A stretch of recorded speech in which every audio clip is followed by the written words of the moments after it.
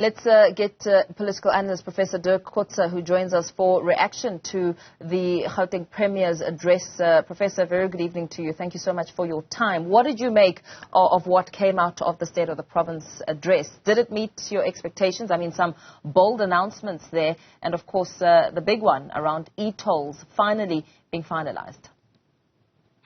Yes, this is, if one compares this speech with the last one of the former Premier, David Makura, it's very different. They differ in many respects from each other.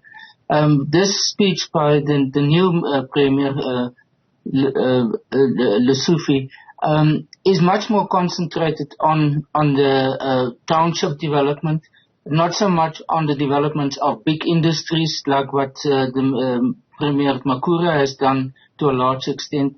He also took all the different functions that the province are responsible for and made some very comprehensive pronouncements about that and promises. I think what we've seen is that he went for the most that he could present in this speech in terms of what he wants to see as a plan of development for the province. Made some promises that are very much difficult, I would say, ultimately to be able to implement. Because on their own, on paper, they look very good. But it is all a question of whether they will have the capacity ultimately, the human capacity in government, as well as the finances, the budget, in order to do that. It is very ambitious, and I think for that he must receive credit. But the question is whether they will remain promises and not will be able to be implemented ultimately. And I think this is going to be his main test. Remember, he has only 1 year to do it, because next year about this, very close to this time next year, there will be the provincial election. The ANC at the moment has a majority of only 1 seat in this legislature that we watched today. So it is the smallest possible majority, and he has to rescue basically the ANC in order to get a bigger majority. I think very much what he presented to the public and to the residents of Gauteng today is an effort in order to say, well, this is our maximum that we can provide for you. What do you think will be, that point of difficulty in terms of some of the announcements he made when it comes to actually getting people on the ground and ensuring that the plans are indeed ones we can see and touch? See, when it comes to provinces cannot function on their own. They don't have the constitutional powers to do it. Most of their powers are what is called concurrent powers, and that is powers that they exercise concurrently with national government.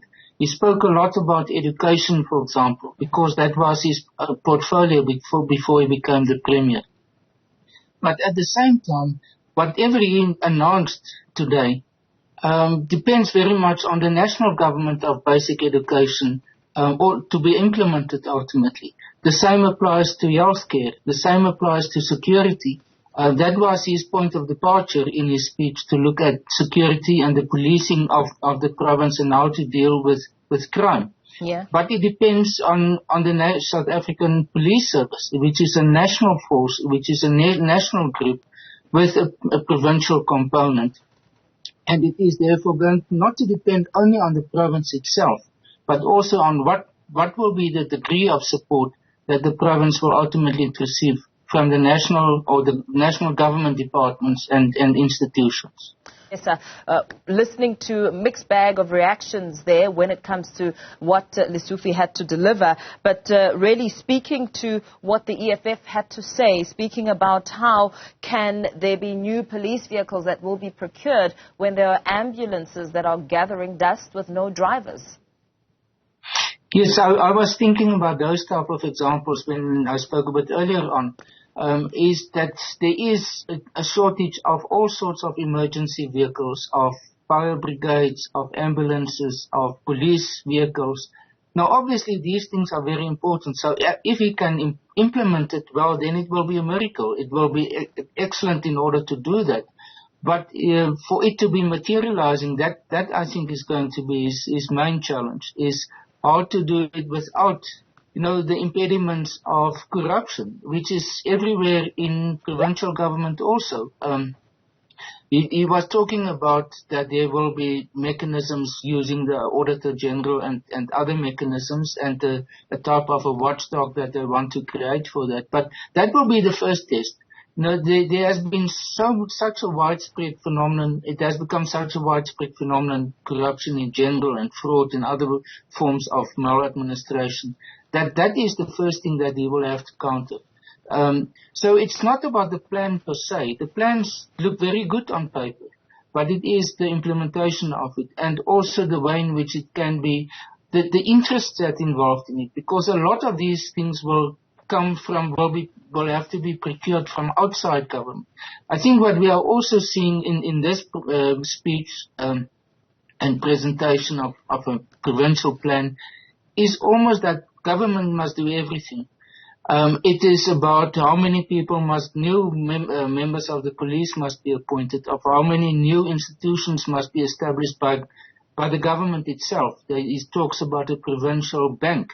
He's talking about the pharmaceutical company, all of those things. Now, we've seen what has happened with state-owned enterprises in the last 10 years or more.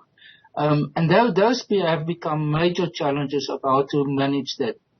He has almost never talked about the mantra of President Ramaphosa, and that is of private-public partnerships.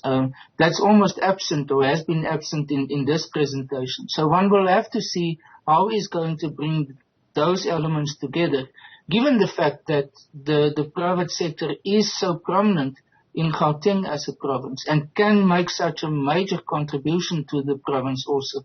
The fact that he never referred to them almost in this speech is indicative of the fact that he wants to pitch it at a level which is very much I don't want to call it populist, but some people might call it populist in order to be able to attract attention from the public in general and making promises for them.